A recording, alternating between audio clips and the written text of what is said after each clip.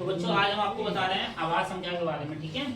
तो आवाज संख्या आपकी क्या होती है कि ऐसी संख्या जो किसी टेबल में ना आती हो, है ना, पहाड़े में ना आती हो, यानी एक और स्वयं को छोड़कर किसी से विभाजित नहीं होती है, तो वो संख्या कैसी होती है? आपकी आवाज संख्या होती है। जैसे हम बात करें आपकी दो हो गई, बताओ दो कौन से पहाड़े में आते हैं? आपके दो में ही आते हैं और एक के में आते हैं, इसके अलावा किसी से डिवाइड नहीं होगा, नहीं होगा। दो के बाद कितना आएगा? तीन। तीन के बाद पाँच। पाँच के बाद सात। सात के बाद 11। 11 के बाद 13। 13 के बाद 17। 17 के बाद 19। 19 के बाद 21। गलत। 21 तीन में भी आते हैं, सात में भी आते हैं, एक में भी आता है और 21 से भी आते हैं। तो दो से ज्यादा इसके गुणनखंड हो गए, तो ये वाली 21 तो होगी नहीं। किसके बाद बताइए क्या आएगी? 23 आएगी बेटा। 23 के बाद 25 नहीं होगा, 26 भी आते हैं, 27 भी आते हैं, 28 भी आते हैं, 29 होगा।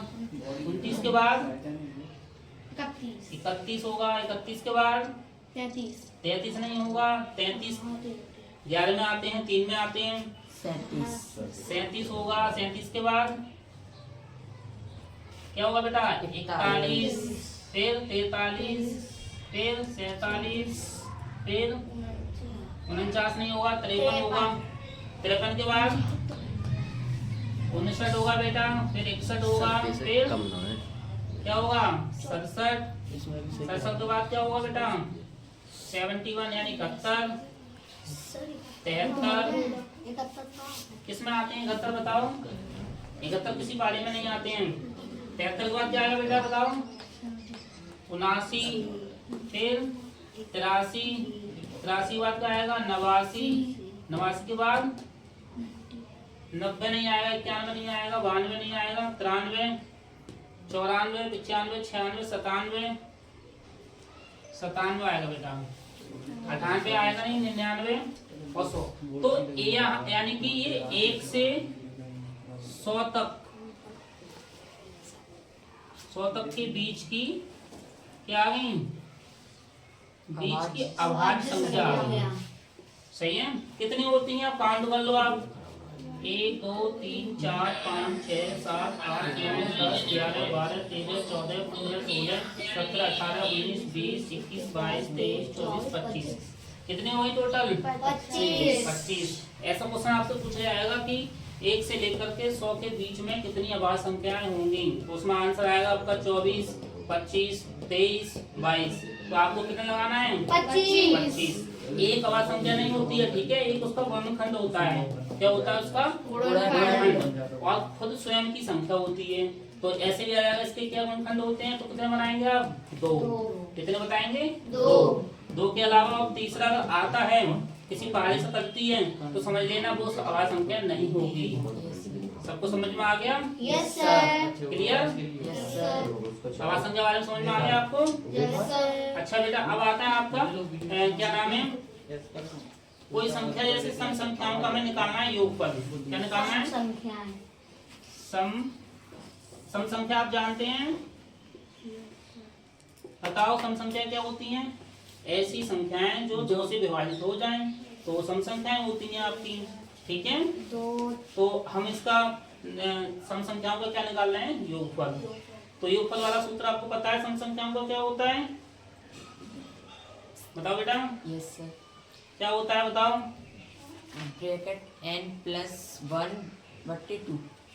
ब्रैकेट में n+1/2।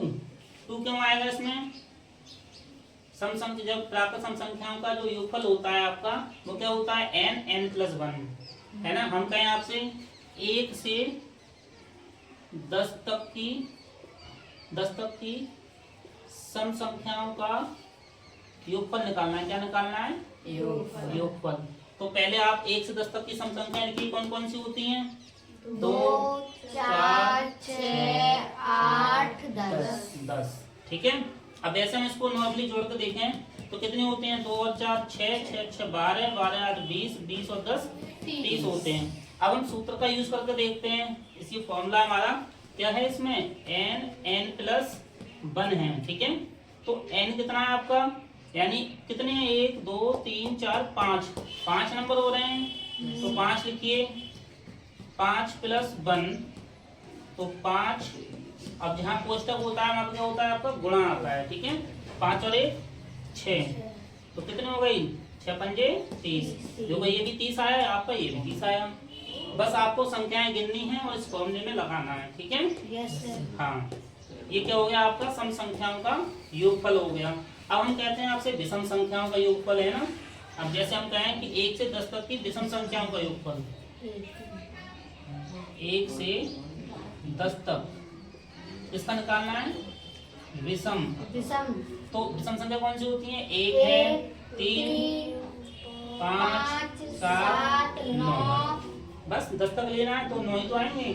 अब इसको हम जोड़ें तो कितना आएगा, 3 और 1 4, 4 और 5 9, 9 7 16, 16 9 कितना हो गया बेटा, 25। अब आपको अब कहे कि 10 तक चलो, 10 तो छोटा होता है।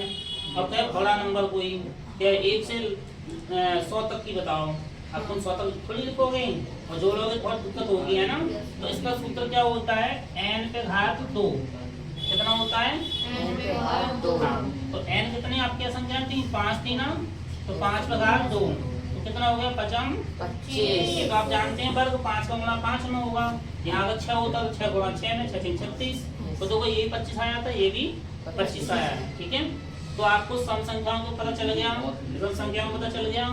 अच्छा, एक और रह गया आपका प्राकृत संख्याओं का योगफल, है ना। क्या रह गया, प्राकृत वाले को बता देना। पूर्ण संख्या है।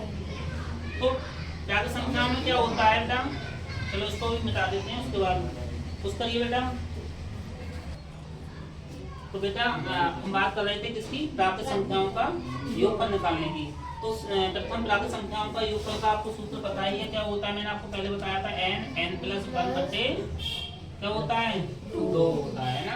हम बात करें कि प्रथम 20 प्राकृत संख्याओं का योगफल निकालना है, कितना, प्रथम 20 प्राकृतिक संख्याओं का योगफल निकालना है ना। तो हम क्या करेंगे, n के कितना लगाएंगे, 20 ब्रैकेट में 20 प्लस 1 बटे 2। तो अब हम क्या करना है, 2 से क्या कट जाएगा, 2 ढाई 10, तो 10। और यहाँ पे ब्रैकेट नहीं, ब्रैकेट के बीच में कुछ नहीं होता, तो मल्टीप्लाई यानी गुणा होता है, इंटू 20 और 1 कितना हो गया, 21। तो ये कितना हो गया, 21 ढाई 210। तो ये आपका आंसर आ गया, ठीक है। तो सम संख्याओं का योगफल निकालना सीख गए आप, और प्राकृत संख्याओं का, प्रथम प्राकृत संख्याओं का योगफल निकालना सीख गए। Yes sir. अच्छा, यहाँ पे कहे आपसे कि घनों का योगफल निकालिए, घनों का। तो घन में क्या होता है बेटा, घनों का योगफल, तो इसका सूत्र क्या होता है आपका, n प्लस 1 बटे 2 का क्या होता है बेटा, स्क्वायर होता है, यही फॉर्मूला होता है ना। घनों का योगफल निकालना है, तो घनों का योगफल निकालेंगे 20 संख्याओं का, तो क्या होगा, 20 लगाइए, इंटू 20 प्लस 1/2 ऊपर ब्रैकेट। तो ये कितनी बार कट गया, 10 बार, है ना। 10 गुणा 20 और 1 21। तो ये कितना हो गया, 210 का वर्ग। कितना होता है 210 का वर्ग, 21 का वर्ग कितना होता है, 400।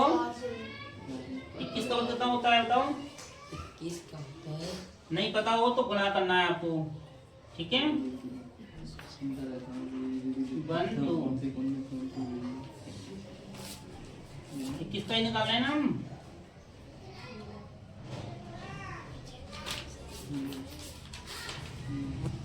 2 1 जा 2, 4 4 1, 4 4 1 और 2 0, ठीक है, पीछे 441। तो ये इसका आंसर आ गया, ठीक है। इस तरह से हम क्या निकालते हैं, इनका सूत्र के माध्यम से जल्दी क्वेश्चन करने का प्रयास करते हैं, ठीक है बेटा।